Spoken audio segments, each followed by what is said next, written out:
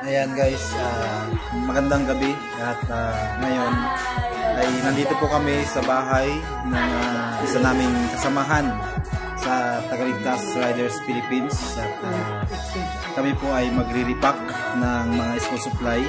Ilagay po namin sa envelope para isang bigayan na lang po doon para kanya-kanya na lang po abot ng mga bata sa barangay Pulandanom, Abulan, Palawan sa Sitio Tina.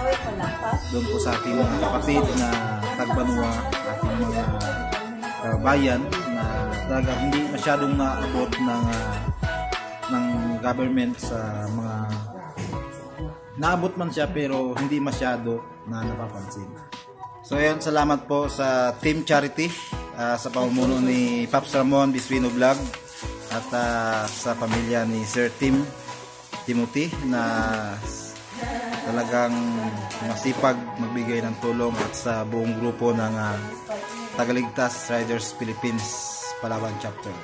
So yan po yung mga kasama natin. So magre-repack po kami ng school supply, mga ballpen, lapis, crayons, notebook, papel. At ito po yung Vice President ng Tagaligtas Riders Philippines Palawan Chapter. Yung aking misis, ang aming sekretary, at ang asawa po ni Sir Tim na isa po sa member ng Tagaligtas, si Ma'am Benji. So dito po kami sa kanilang tahanan.